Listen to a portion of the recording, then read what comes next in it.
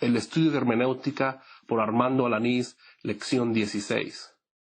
Muy bien, vamos a continuar con el estudio de la interpretación bíblica de la palabra de Dios, de la Biblia. En la última clase estuvimos viendo la hermenéutica de los apóstoles y luego estuvimos viendo la hermenéutica de los padres eclesiásticos.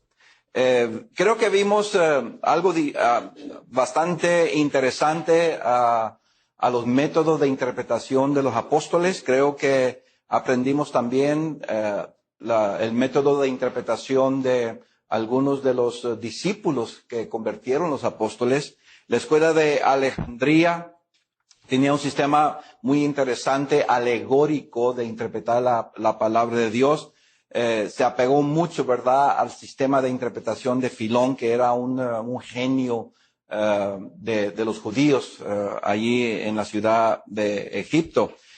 Vimos la escuela de Antioquía, donde ya el concepto de interpretación comienza a diferir de la escuela de Alejandría y también a los sistemas de los judíos. El sentido original fue muy importante para la escuela de Antioquía. La gramática y la historia fue una de las técnicas que se usaron mucho por los estudiantes y por los maestros de la escuela ahí por Siria, por Damasco. Ahora vamos a estar viendo la historia de los principios de la interpretación en cuanto a la edad de los padres eclesiásticos, en cuanto a la escuela occidente, a la escuela del occidente. La escuela del occidente. Cuando hablamos de la escuela del occidente, me estoy refiriendo más que todo allá por Roma.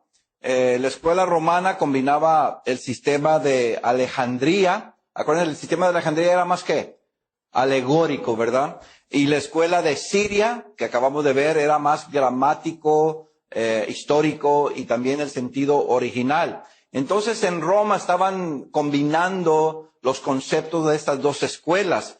La diferencia de la escuela del occidente ahí en Roma es que comienza un principio que se llama la tradición de la iglesia. En otras palabras, lo que se está practicando por décadas, por siglos, tradicionalmente vino a ser una base para que la iglesia continúe, ¿verdad?, practicando. Va a llegar este concepto de la tradición de la iglesia, donde realmente lo único que tiene valor para interpretar la palabra de Dios va a ser las tradiciones. Y luego vamos a ver más adelante que la iglesia vino a ser la única que puede interpretar la palabra de Dios, la Biblia. Entonces, en la escuela occidente, la iglesia enseñaba y practicaba las reglas, ¿verdad? Esta regla de la tradición eclesiástica. Pero algunos líderes que se apoyaron de este sistema de interpretación fueron también flexibles. Hombres como Ambrosio, Jerónimo, Agustín, eran líderes, hermanos, que realmente conocían bien lo literal, conocían bien que ellos tenían que apegarse a lo gramático, pero la tradición era tan fuerte en la iglesia que ellos se apegaron más a la tradición que a lo literal de la escritura, al sentido de la gramática y lo histórico. Lo que decía la iglesia era lo importante. Para estos entonces, del siglo III al siglo IV, la iglesia en Roma comenzó entonces a desarrollar un sistema de interpretación que podemos decir es, primero, histórico literal, teológico, analógico y alegórico. Entonces, tengamos en mente esos sistemas de interpretación de Roma. Otra vez, el método histórico literal, el analógico, el etiológico y el alegórico. Este es de la escuela allí en Roma. Una vez más, ahí están para que ustedes puedan observar los sistemas ahí. El tercer punto ahí es el método histórico literal, etiológico, analógico y alegórico. El sentido histórico, hermano, vamos a ver más adelante, es muy importante en la interpretación de la palabra de Dios. Cuando hablamos del sistema etiológico, ahí en Roma por el siglo III, este sistema quería decir que se tomaba, hermanos, la historia y se estudiaba la historia para determinar dónde comenzaron ciertas costumbres originales. Querían este sistema de interpretar etiológico, es una historia que explica el origen y la causa de una costumbre, un lugar, un nombre. Entonces era muy importante que los estudiantes de estas escuelas vinieran a conocer no únicamente qué significan ciertas palabras, pero también cómo se causó que ciertas costumbres, ciertas ideas, ciertos lugares vinieran a existir. Era muy importante entonces para la iglesia en Roma que aconteciera eso. Ahora vamos a ver, hermanos, también la analogía. Ya mencioné algo en la última clase, porque en Roma se usaba muchas analogías, el sistema analógico. Y si ustedes recuerdan que yo estoy hablando que muchas veces se toma un texto bíblico, y yo usé, por ejemplo, en el Antiguo Testamento, el diluvio, ¿verdad? Y se hace una analogía a la iglesia, a los miembros de la iglesia, que la familia de Noé son los miembros de la iglesia, que realmente el arco iris después es la promesa de Jesucristo de ir al cielo y cosas así. Bueno, el diluvio no enseña eso. En Génesis capítulo 9, 10 y 11 no enseña eso. Es más un diluvio. Pero muchos usan analogías para enseñar comparaciones, ¿verdad? De algo literal y enseñar lecciones espirituales, analógicamente hablando. Entonces, ese es otro sistema que comenzó en Roma y no es un sistema que creo yo adecuado para interpretar la palabra de Dios. En mis predicaciones, yo no debo de usar analogías para decir a los miembros es lo que quiere decir la Escritura aquí. En Génesis capítulo, en cuanto al diluvio, Génesis 9 o 10, ¿verdad? No debo usar yo Génesis 9, 10 para decir que el arco iris, ¿verdad? Ahí enseña la Escritura que es una esperanza que tenemos nosotros en el cielo. Estas analogías, hermanos, no son interpretaciones adecuadas. Son buenas lecciones, he escuchado muchas. Y creo que yo fui uno de los mejores para dar buenas analogías, pero me di cuenta que los miembros estaban creyendo que es lo que enseñaba la Escritura. Entonces tenemos que tener mucho cuidado, ¿verdad?, con las analogías. Ahora vamos a ver la interpretación, hermanos, de la Edad Media, la interpretación que se usaba durante la Edad Media. Desde el año 475 como hasta el año 1400 después de Cristo, se le puede dominar como la Edad Media. Otros dicen la Edad Oscura. Noten ustedes ahí algunos puntos interesantes que ustedes deben aprenderse, que son básicos, ¿verdad?, para el sistema de interpretación durante este periodo. La iglesia, hermanos, aceptaba lo que se llama el método cuádruple figurado de interpretación de Agustín. Agustín decía que toda la Biblia se debe tomar literal. Por supuesto, hay ocasiones donde se puede interpretar estos textos alegóricamente. La tropología vino a tomar también interés por Agustín. El sistema tropológico es el estudio de palabras figuradas y dándole un sentido moral o doctrinal. Otra vez, yo he escuchado en todas las iglesias, en muchos predicadores, no estoy hablando de una iglesia en particular, y no estoy hablando de una denominación en particular. Estoy hablando, hermanos, de muchos que usan la tropología. Toman una palabra o ciertas palabras y luego le dan un sentido moral, un sentido doctrinal a esas palabras. Y tenemos que tener cuidado, hermanos, que lo que nosotros interpretamos no sea tropológico, que yo vengo a hacer de una oración, una cláusula, una doctrina propia, una doctrina personal. Más adelante vamos a ver que hay aquí, hermanos, un proceso, vamos a decir, comienza lo tropológico, que toma uno ciertas palabras, una cláusula o un verso, vamos a decir, y luego comenzamos a interpretar que ahí hay algo moral que aprender y lo hacemos una doctrina, y luego eso moral y esa doctrina se convierte en una tradición. Y ya estamos acá siglos después y estamos practicando, creyendo ciertas cosas que realmente no son bíblicas. Se lo voy a dar de una vez. No sé si fue una de las asignaturas. ¿Dónde está el texto? Se me vino en la mente en Mateo capítulo 18 cuando Jesucristo dice, si alguno pecare, verso 15 en adelante, si estoy equivocado, si alguno pecare, bueno, vamos ahí a la escritura, para no estar, porque quiero que vean ustedes este principio que comenzó en la Edad Media, que todavía yo veo algunos residuos, ¿verdad? Todavía afectando la interpretación en muchos lugares.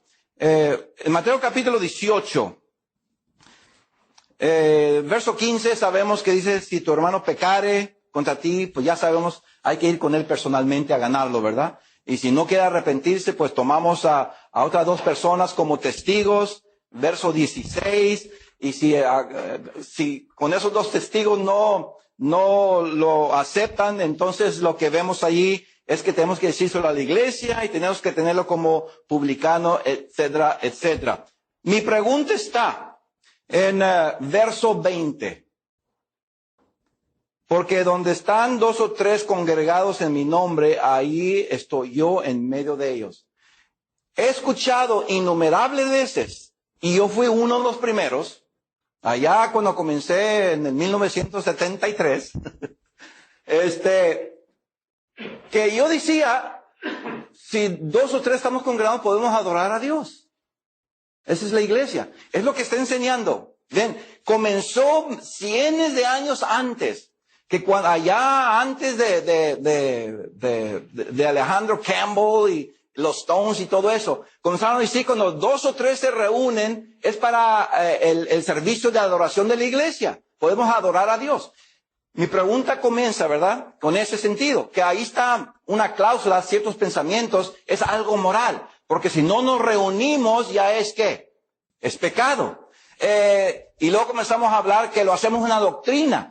Tiene que haber a lo menos ¿cuántos para reunirnos como iglesia? 3. Así comenzó. Hoy en día decimos, donde hay 2 o 3, podemos nosotros adorar a Dios. ¿Eso está hablando el texto? ¿De qué está hablando el texto? ¿Qué comienza el versículo 15? De la disciplina de la iglesia, hermanos. Cuando 2 o 3 se juntan para determinar que un hermano, una hermana o una iglesia se ha ido fuera, hermano, de lo que es bíblico o está practicando el pecado, donde 2 o 3 se reúnen en el nombre del Señor y determinan de que esa iglesia, a esa se le va a disciplinar, entonces lo aprueba ahí el versículo 20. Verso 20 no es tropológico, hermanos.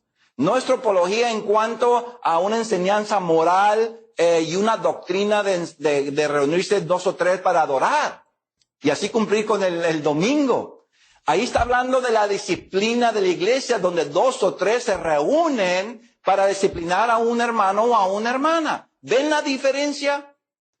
A esto me refiero de este sistema tropológico que comenzó hace muchos años y todavía, hermanos, hay, como digo, algunos conceptos de estos que surgen de vez en cuando y tenemos que nosotros, por supuesto, tener mucho cuidado que no interpretemos de esa manera. Bueno, ahora vamos a ver que durante el tiempo de la Edad Media, la interpretación debería conformarse a la tradición de la Iglesia. Hilario, Ambrosio, fueron fuertes, adherentes, personas que se apegaban bien fuerte de que realmente la tradición de la Iglesia era lo que dominaba, era lo que se debe de aceptar.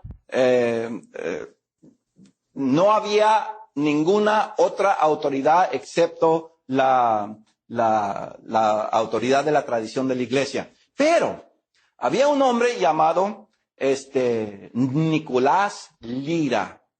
No les voy a dar mucha información de él. Si ustedes quieren estudiar más de él, está bien. Yo les voy a dar básicamente que este hombre tomó un contraste en su interpretación. Él no se apegaba tanto a la tradición de la Iglesia. Él más que todo, hermanos, quería que todos conocieran la palabra de Dios. Porque durante la edad oscura o la edad media, la interpretación de la Biblia, hermanos, era realmente para el clero. No se permitía, era en contra de la ley eclesiástica, de que un laico, para decir, un simple miembro, tomara la Biblia y viniera a interpretar. Había miedo que si los miembros abrían la Biblia, ellos iban a ver una diferencia de lo que dice la Biblia y lo que le dicen las tradiciones. Noten ustedes, hay evidencia de esto.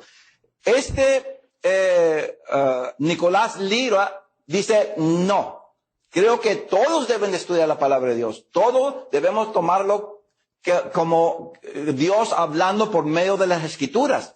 Las Escrituras son las que nos dan a nosotros, según él, la verdadera verdad o la verdad genuina de lo que Dios quiere comunicar al hombre. Entonces, el sistema de interpretación de este Nicolás Lira vino a influir mucho, tuvo un gran impacto en la Reforma y en el Renacimiento, pero Lutero fue uno de los que aprendió mucho, ¿verdad?, de este Nicolás Lira. Ok, vamos ahora a ver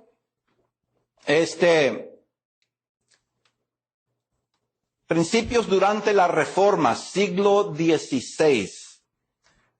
Principios de la edad de la Reforma. Otro le podemos llamar también el Renacimiento. Siglo XV y XVI son los siglos que vinieron a dominar en cuanto a ciertos principios de interpretación. Durante estos dos siglos, el sentido cuádruple de las Escrituras es totalmente rechazado. ¿Se acuerdan de Agustín que tenía esos 4 principios? Bueno, fue totalmente rechazado. Se aceptó la base que la Biblia es la única autoridad para los asuntos religiosos, ¿verdad?, para los miembros de la Iglesia. Estamos viendo un contraste porque vemos que se había desarrollado que la Iglesia tenía toda la autoridad, que la Iglesia era infalible. Bueno, ahora durante el Renacimiento, durante la Reforma, la Iglesia no es infalible, sino que la palabra de Dios merece esa característica. La Iglesia no determina lo que las Escrituras enseñan, sino que las Escrituras nos dan a nosotros lo que debemos de lo que debemos practicar y enseñar. Entonces las Escrituras son las que demandan lo que la Iglesia debe de enseñar. No es que la Iglesia dice esto debe de enseñarse porque nosotros somos la Iglesia, sino que las Escrituras dicen a la Iglesia, ustedes tienen que enseñar lo que las Escrituras dicen. Este era entonces el pensamiento durante la Reforma. Noten algunos puntos aquí. el sentido cuádruple es rechazado, se aceptó la base de autoridad bíblica. 5 principios básicos eran los que dominaban. Déjenme darles a ustedes los 5 principios básicos, porque estos 5 principios básicos durante la Reforma vino a influir o a impactar tanto a la Iglesia Católica que dio contra a estos principios. Primero, las escrituras se interpretan a sí mismo. Primer punto básico de la Reforma. Las escrituras se interpretan ¿qué? Por sí mismo. Ya hemos hablado de eso, hermanos. Los mejores intérpretes de la palabra de Dios son ¿qué? Los mismos escritores. Si ellos dicen que Sodoma y Gomorra estaban practicando la fornicación y vamos a Judas y dice que es fornicación, pues es fornicación. Ya hemos hablado de eso. Número 2. La enseñanza debe ser uniforme en toda la Biblia. Es otro de los principios del Renacimiento o durante la Reforma. Todos debemos de enseñar la misma cosa. Y se basaba en la oración de nuestro Señor Jesucristo cuando ora al Padre y le dice que pido por esto, ¿verdad? Que van a seguir de mí, que ellos sean unos como yo soy uno contigo por medio de la palabra. Entonces la palabra es lo que une a los apóstoles, que todos hablen la misma cosa, lo que dice 1 Corintios capítulo 1, versículos 10 y 11, ¿verdad? Que hay que ser de una misma mente, de un mismo padecer. Tenemos, hermanos, que estar unidos. La palabra no está dividida. El Espíritu de Dios no está dividido. Dios no está dividido. Hay 3 personalidades, pero no están divididos. La palabra no está dividida tampoco. Todos debemos de concordar con las Escrituras. Por eso tenemos que tener un sistema de interpretación que lleguemos a esa conclusión. Número 3.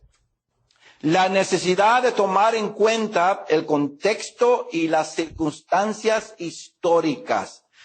Si yo voy a interpretar un versículo, no puedo yo solamente decir, este es el valor de este versículo sin ver el contexto inmediato, antes y después. O el contexto mediato, más atrás del contexto inmediato, o después del contexto inmediato, después de los versos. Tengan esto en mente cuando yo hablo de contexto mediato e inmediato. El contexto inmediato, si es el versículo 20, donde comencé a hacer la interpretación en Mateo capítulo 18, del versículo 15.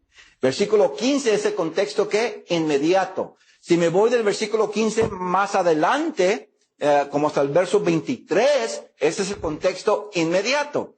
Yo interpreto el versículo 20 haciendo un análisis del ¿qué? Contexto inmediato antes, inmediato después. Pero también si quiero tener un enfoque más amplio, cómo llegó esa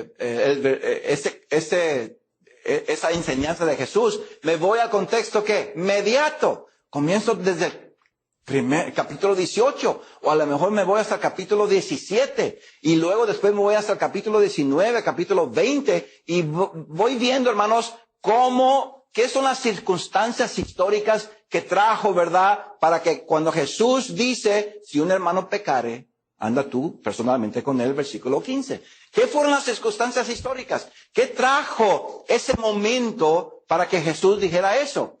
Esta es la interpretación, hermanos, que comenzó a resaltar, vamos a decir, a enfocarse durante la Reforma. Número 4. Bueno, esta última son 2, 4 y 5. Se debe apelar al significado gramático de las Escrituras. Otra vez, la gramática, hermanos, es muy importante en español, pero también es muy importante en el idioma de las Escrituras, que es el griego y el hebreo.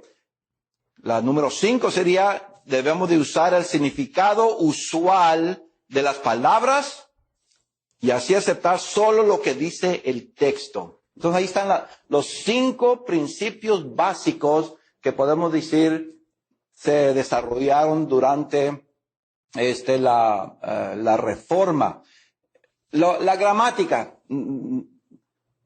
Creo, hermanos, que hasta las iglesias les he dicho a ustedes, ¿verdad? Ustedes como predicadores se les han enseñado griego, enseñen a los miembros. Hay gramática simple del griego. ¿La conocen ustedes? Esa fue escrita para miembros, no fue escrito para institutos bíblicos.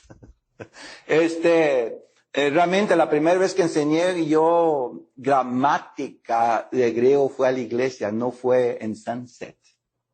Entonces yo comencé a preparar una gramática del griego, pero con enfoque para los miembros, no para un instituto. Yo sé que hay varios institutos que usan, y universidades que están usando este texto, pero no es la intención. La iglesia tiene que conocer este idioma, por lo mínimo. Pero dirán ustedes, pues apenas sabemos ¿qué? Español. Pues hermanos, como apenas sabemos escrituras, Biblia, pero se enseñó la Biblia. Si apenas conocemos gramática, pero que se enseñe la gramática, sea español, sea inglés. Hay que preparar a los miembros, hermanos, para confrontar todas las circunstancias que están en contra, ¿verdad?, de la palabra de Dios en este siglo XXI, que está aumentando más y más. Usar el significado usual, común, normal, el que se usa más, ¿verdad?, en las palabras. En esta clase, yo enseño griego 4. Aquí no me se enseña griego 1 y se enseña griego 2. En griego 4, entramos, hermanos, a los léxicos.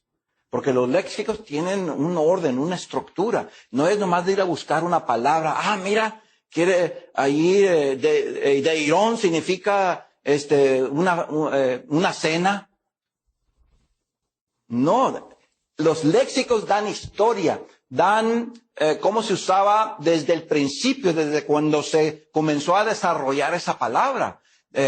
Y luego da una evolución del significado de esa palabra. Y luego da lo que es lo semántico y luego lo que es lo más común, el sentido primario, el segundo secundario. Si ustedes van a usar léxicos para interpretar la palabra de Dios, sugiero, hermanos, que tomen un curso, por lo menos, ¿verdad?, de cómo usar los leccionarios. Los diccionarios como de Vines en español está muy bueno, pero no entra tanto, ¿verdad?, como los léxicos. Si queremos interpretar, los léxicos son mejores. Arndt and Gingrich, Thayers, McClintock, todos esos leccionarios, hermanos, son excelentes porque nos ayudan a interpretar la palabra de Dios y vemos el uso de las palabras, lo más común, lo más usual, lo que más se usaba con el significado, ¿verdad?, de contemporáneo de las Escrituras. Durante la Reforma, y también durante de la edad del Renacimiento, cuando acontecieron estos principios en la Reforma, sabemos, hermanos, que la Iglesia Católica, si la Iglesia Católica quiere hacer eso, no hay ningún problema. Esta es la Iglesia. Se afirmó con los siguientes métodos de interpretación como para dar contra a estos 5 principios que estamos viendo aquí. Noten ustedes. Bueno, se los voy a dar. No están aquí, se los voy a dar. Durante la Reforma, primero había la autoridad eclesiástica sobrepasa la Biblia. ¿Se acuerdan que estaban enseñando que la Biblia se interpreta como por sí misma? La Iglesia Católica vino y dice la autoridad eclesiástica supera la Biblia. Lo que va a decir la Iglesia ya es ley ¿para quién? Para todo el mundo. Número 2. La versión Vulgata era el único texto de autoridad, la Vulgata. Para estos entonces, para estas fechas, del tiempo de la Reforma, el Renacimiento, todavía no se habían descubierto algunos manuscritos bien importantes. Ya para 1920, 30, 40 y 50, especialmente 1950 al 60, es cuando hubo un gran descubrimiento de documentos del Nuevo Testamento. Es cuando surgen los códices, que llamamos otra vez, aquí no vamos a estudiar los códices, este es griego 3, los códices, como el alejandrino, el sinaítico, el aleph, todos estos códices son manuscritos que contienen el Nuevo Testamento. Lo que pasa de que ahora hay ya una versión, va a surgir una versión que se basa en estos manuscritos también, no solamente en un manuscrito. Ya la Vulgata no es tan importante porque hay otros manuscritos que también comienzan a surgir años después. Aunque todavía, hermanos, la versión Vulgata para mí es una buena traducción. Yo he enseñado con la versión Vulgata en casas, he enseñado aún clases aquí y nadie se ha dado cuenta. Nadie se da cuenta. Porque es una buena versión. Hay algunas peculiaridades ahí, pero todos entienden, hermanos, que son seres humanos que hacen las traducciones. Por eso hay versiones, que es una versión y una revisión. La revisión de la versión quiere decir que se estudió más y ahora tienen que hacer ciertas revisiones. Porque antes estos eruditos tenían cierto conocimiento, pero se estudió más la palabra de Dios. Ahora hay más conocimientos de lo que sabían estos, se hace una revisión de lo que estos dijeron y se hacen mejores traducciones. Yo no miro nada mal de eso, ¿no? Porque somos humanos en tratar de hacer ciertas traducciones en cuanto a palabras. Lo que sí sé, hermanos, en cuanto a salvación, la iglesia, su gobierno, sus doctrinas prácticas, yo creo que están bien claras. Las controversias no necesariamente está en eso. Entonces, durante la edad de la Reforma, es cuando comienza a cambiar ¿qué? ¿Cómo se interpreta la Biblia? La Biblia es exaltada y la iglesia tiene que sujetarse ¿a qué? A la palabra de Dios. Pero hay estas dos fuerzas, estos dos sistemas. La iglesia es exaltada y la iglesia interpreta la Biblia. Pero hay el movimiento que la Biblia es exaltada y la Biblia demanda que la iglesia practique o interprete de acuerdo a lo que dice la palabra de Dios. Ok, vamos a ver ahora algunos principios durante el periodo que le llamo yo de fusión. Siglo XVII al XX, el periodo de fusión. Siglo XVII al XX. Este periodo principia manteniendo, hermanos, el principio primordial de las Escrituras, que son interpretadas por sí mismo. La Biblia se interpreta a sí misma, pero desafortunadamente comienzan algunos métodos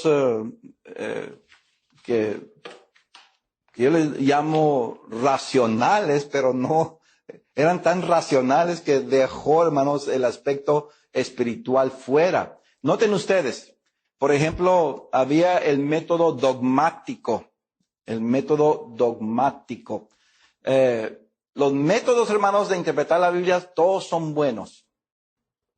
Pero cuando hay métodos que contradicen algo tan simple en la Escritura, debemos de tener mucha precaución, ¿verdad? Que no venga a usarse estos para interpretar los versos. Por ejemplo, el método dogmático, noten ustedes, el dogma clérico de la Edad Media decía, promovía, ¿verdad?, que las doctrinas y las prácticas de la iglesia no se pueden cambiar. Este sistema presenta argumentos, tradiciones y las escrituras en una combinación para plantear doctrinas. Y una vez que estos argumentos por la iglesia y las tradiciones son unidas con ciertas escrituras, estas ya no se pueden alterar, ya son autoridad y no se pueden cambiar.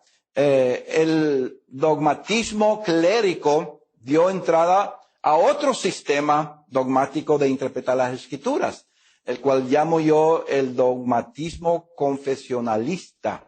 El dogmatismo confesionalista.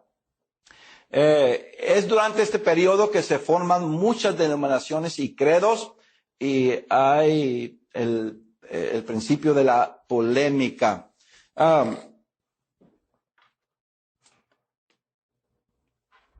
El producto, hermanos, de este método dogmático de confesionalista surge por el hecho, hermanos, que cada denominación, cada iglesia quería establecer que el credo de esta iglesia era el verdadero credo, ¿verdad? Que sería la base para interpretar la Biblia. Y mientras los miembros creían este credo, era todo lo necesario para aceptar a Jesucristo, para ser salvo, para creer que son hijos de Dios. Si se podía citar literalmente, verbalmente ese credo, ya se puede decir que estaba salvo, porque estás aceptando por ese credo lo que toda esa denominación o toda esa iglesia enseñaba. No necesitaba saber todo lo que enseñaba la iglesia, todas sus doctrinas, todas sus prácticas. Pero cuando tú decías, yo creo en este credo, ya estabas aceptando eso. Y era como una entrada ya a la gracia de Dios. Es aquí que también comienza esto de la polémica. La polémica, hermanos, son defensas, argumentos, pleitos, si queremos decirlo, entre los mismos líderes de la iglesia. Se presentaba, hermanos, argumentos que hay verdades en los credos que son diferentes a los otros. Entonces, como dije hace un momento, esta iglesia tenía este credo. Esta iglesia tenía este credo. Entonces, se juntaban líderes para debatir. Tu credo le falta esto. Y el otro decía, tu credo necesitas añadirle esto. Ese es el sentido de la polémica. Así comenzó por medio de los credos. Hoy en día se escucha que todavía hay mucha polémica. Son líderes, predicadores que a veces vemos que se enojan contra aquello. Tú eres hereje y acá tú eres hereje y tú eres un falso maestro y tú eres otro falso maestro. Esa es la polémica de hoy. Comenzó primero ¿con qué? Con credos. Con credos. Realmente, hermanos, los escritos polémicos son dirigidos para defender los credos de cada iglesia, cada líder, por supuesto, era su enfoque, ¿verdad?, de mantener el credo en alta estima en la iglesia. Es en esta época que había un credo en cada ciudad, cada iglesia de esa ciudad tenía un credo. Llegó a conocerse esta época, ¿verdad?, de tanto credo y tanto debate que había, el odio teológico que había entre los líderes por causa, ¿verdad?, de esta polémica.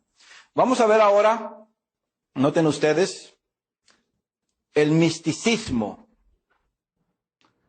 El misticismo, hermanos, origina con el paganismo griego, origina con los dioses griegos. El punto del misticismo es que el hombre, hermanos, sencillo, simple, no educado, del campo, no tiene la habilidad para poder interpretar la palabra de Dios. Entonces el hombre que tiene contacto con Dios directamente, ese sí puede tener una habilidad para interpretar las escrituras. Si no tiene el hombre buena reputación con los dioses, no podía interpretar lo sagrado. Es el concepto griego.